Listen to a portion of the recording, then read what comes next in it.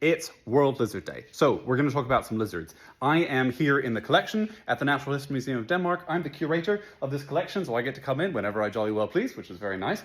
And I thought that I would show you some of the coolest lizards that we've got in the collection. So today, I think I'm going to focus on Draco. Now, Draco are flying lizards, dragons as we call them, and actually they get that name double, twice, because of course the name Draco, the Latin name Draco, means dragon. They belong to a subfamily called Draconinae, the dragon dragons, and these are in the family Agamidae. You might be familiar with agamids from other dragons like bearded dragons. Well, the agamids is the large family that includes things like the Draconines. And the Draconines are, of course, characterized best by Draco. I have behind me a few shelves of Draco specimens from across islands in Southeast Asia and mainland Southeast Asia. And Draco are really remarkable lizards. You can see here, they're not very big. This is a nice specimen from Mindanao Island. This is Draco güntheri. So these are not huge lizards.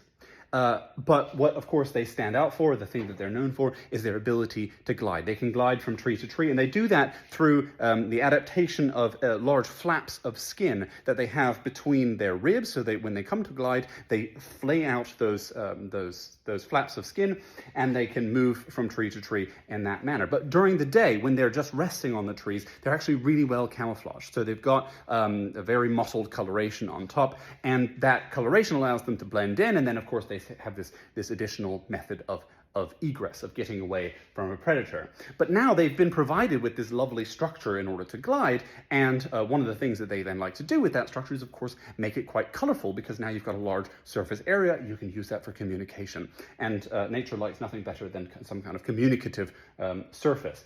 And so these lizards, they belong to the Agamidae, and the agamids are very communicative lizards. They talk a lot to each other. They use various different methods of body movement in order to kind of talk to each other. And Draco famously have two main means of doing that, other than kind of movement of the body. They do a lot of head bobbing, like other agamids, like bearded dragons you might be familiar with.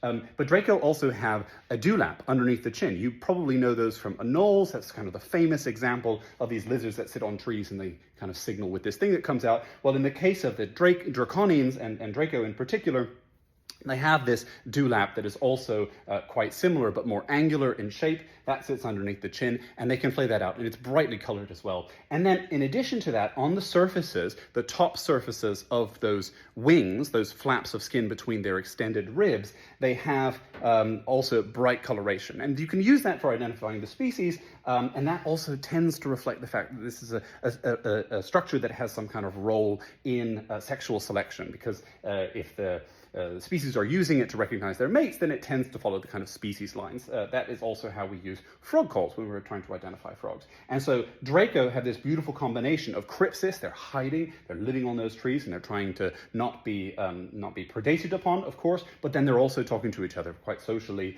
and as a consequence, they've got these kind of hidden ways of talking with each other, and then of course they have probably the best means of escape of any lizard in the modern reptile world, of just gliding out of the situation as they can, although they do of course also get chased by gliding snakes, so it doesn't work every time.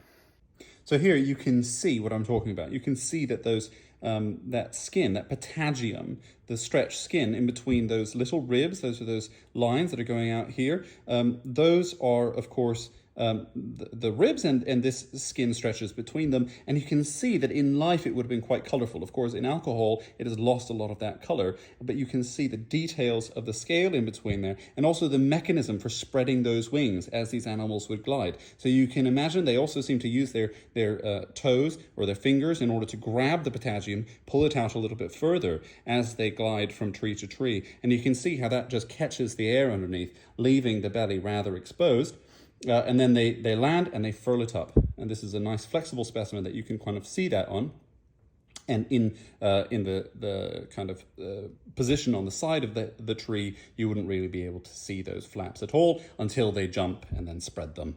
And so this is a really good way of also hiding those visual signals that I was talking about. If we turn the specimen over, you can see here on the chin, you can see there's the dewlap. That's what I mean. You see it's not as round as that of an anolis. It's a much more pointed structure, especially down the bottom. And this would also be very bright in life, a mechanism for them to have that communication in between the individuals.